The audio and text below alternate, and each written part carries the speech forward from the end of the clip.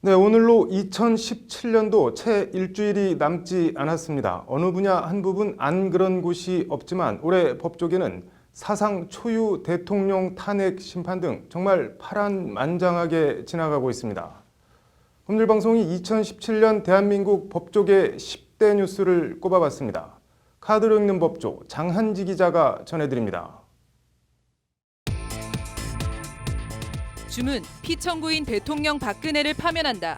헌정사상 초유의 현직 대통령 탄핵.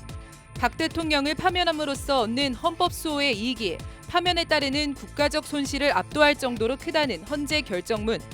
박 전 대통령 개인에게도 대한민국에도 불행한 대통령 탄핵이 이견과 재론의 여지 없이 2017년 법조계 10대 뉴스 첫 번째에 올랐습니다.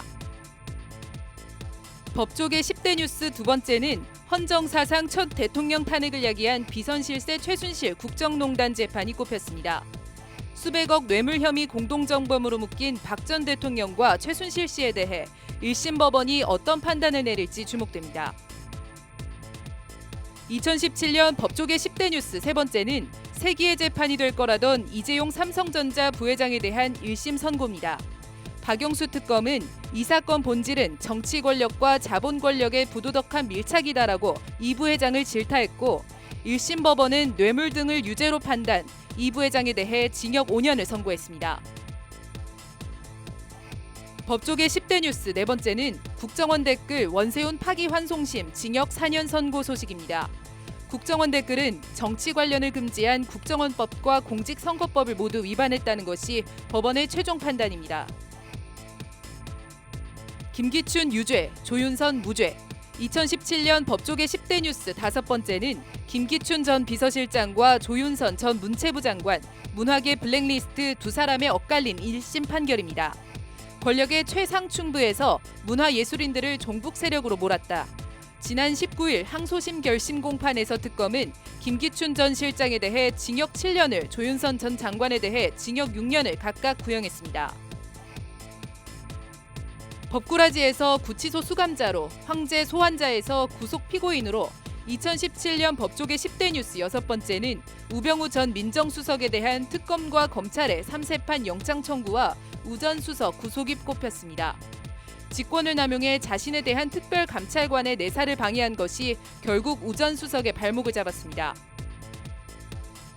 2009년 신영철 대법관 촛불 재판 관여 관련 이후 8년 만에 다시 열린 전국 법관 대표회의가 2017년 법조계 10대 뉴스 일곱 번째 뉴스에 꼽혔습니다. 법관회의 측은 판사 블랙리스트 재조사, 법관회의 상설화 등 김명수 대법원장에 요청하고 지금은 상설화를 위한 운영위 체제로 전환했습니다. 판사 블랙리스트 재조사라는 공을 받아든 김명수 대법원장은 직권 재조사를 명했습니다. 법원 행정처를 군림하는 조직에서 지원하는 조직으로 만들겠다. 법관의 꽃 고법 부장판사 승진 제도를 폐지하겠다.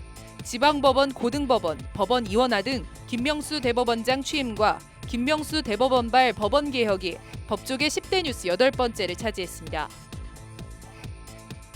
법조계 10대 뉴스 아홉 번째는 법무부 법무검찰개혁위원회 출범 뉴스입니다. 법무부 탈검찰화, 공수처 설치 법안 등 뜨거운 현안에 대해 거침없는 행보를 보이고 있는 법무검찰개혁위원회의 행보가 어떤 결과로 이어질지 주목됩니다. 법조계 10대 뉴스 마지막 열 번째는 올해 제59회 사법시험 합격자 발표를 끝으로 이제는 역사의 뒤안길로 사라진 사법시험 완전 폐지가 꼽혔습니다.